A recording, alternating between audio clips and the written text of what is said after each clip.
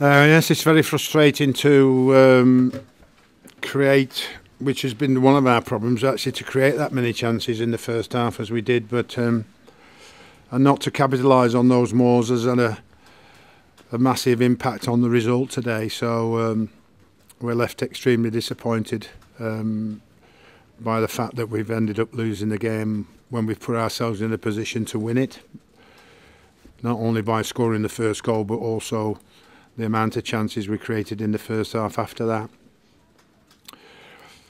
I think the second half was about Burnley playing forward with Woodsy up front with Barnes and us not coping with the more direct style of play they chose to use and get the ball forward. So that gave them the first goal, put more pressure on us.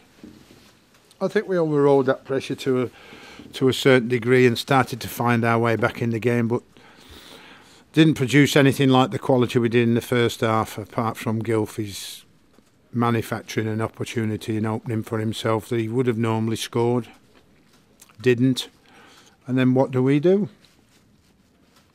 decide not to deal with the corner correctly and allow a free header for Woodsy to pop it in for a very disappointing defeat. And then to crown it all off, I mean, our captain's got himself sent off, which unfortunately I can't defend. So what started to be looking like quite a bright afternoon ended up very disappointing indeed, and one where we have to say to ourselves, why did we lose that?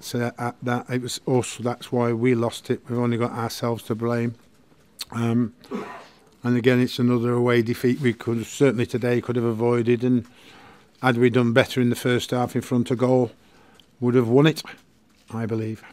The fans were fairly vocal when you replaced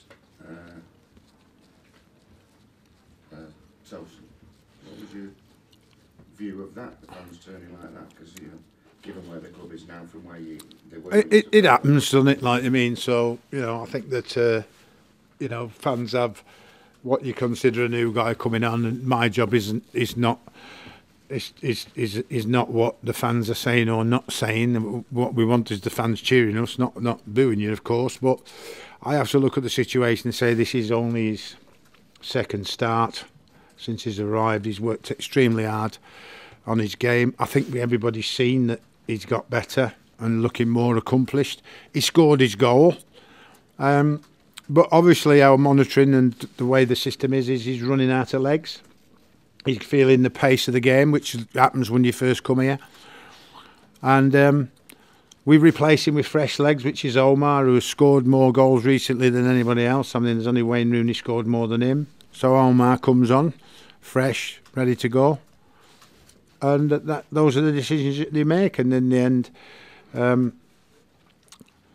it hasn't worked by the fact that we haven't really played well enough in the second half to create any more chances than we...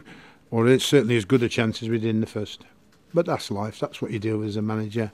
Everybody has an opinion on the game of football, and I have to make the decisions, and you make them, and you certainly from a substitute point of view, you hope they have an impact in a positive way.